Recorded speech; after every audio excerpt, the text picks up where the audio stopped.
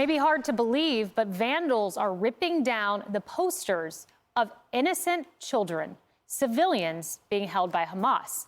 Some Americans are standing guard to protect those flyers, and yesterday, the NYPD had to break up a fight over a protester tearing down signs about children.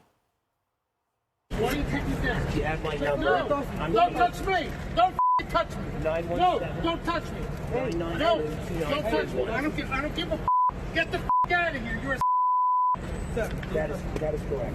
You're touching me, sir. What are you You're touching me, sir. Don't touch me.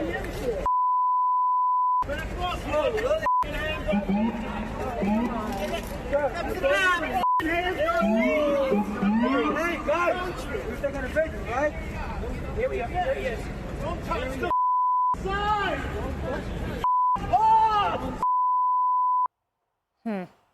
While police are calling this a possible hate crime, the New York Times had a different spin on this kind of behavior. They always do.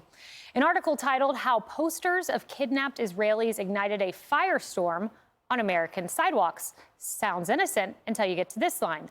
But removing the posters has quickly emerged as its own form of protest, a release valve, and also a provocation by those anguished by what they say was the Israeli government's mistreatment of Palestinians in the years before October 7th and since the bombing of Gaza began. So tearing down signs of children, Harris, who are missing and in the hands of Hamas, is a release valve. Well, look, I mean, in this country, if those posters had black faces on them, if they had other minorities or other belief systems on them, it would be completely different. We are in a space right now where the push against the Jewish communities is epic. It's historic, in the words of Christopher Wray, the FBI director, the threats against them. So we have to decide now who we want to be as a country. Do you want to be the one protecting the posters? That would be me. Or do you want to be the one screaming, kill the Jews?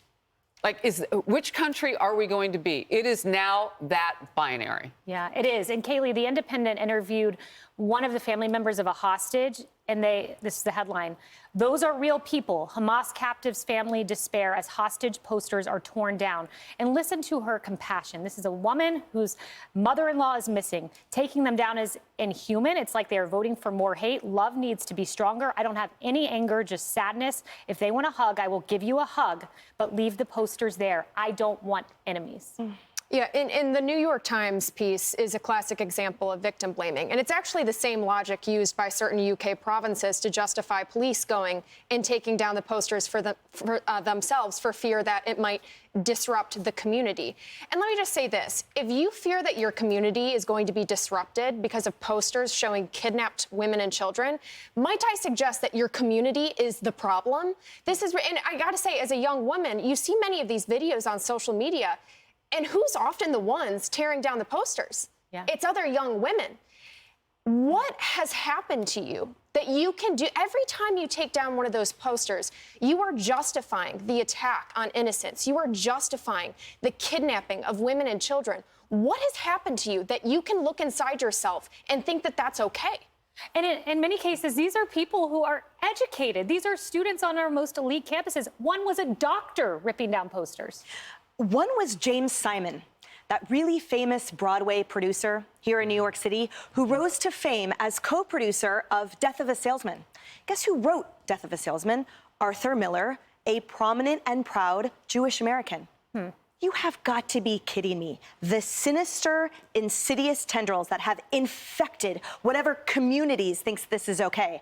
And the New York Times, to cite it as a form of protest when it is actually a furtherance of hate, to me is abominable and just goes to show how widespread, how deep, how infected and infectious this hateful problem is. And Kevin, a child's a child. I don't care ethnicity, race. A child missing should be something that all of our hearts yearn to make not happen. You're absolutely right. Maybe if there's only one good thing to come out of this situation is to see those New Yorkers, other folks standing against those people taking down those signs, allies to the Jewish community that are standing up for their friends, their family members against this kind of hate. Harris, you do a great job every day since the 7th.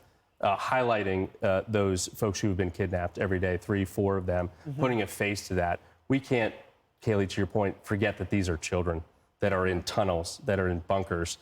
being held away from their parents. And that's something that should unite us all. Little Kafir, 9 months old, but now 10 months old. It's been more than a month.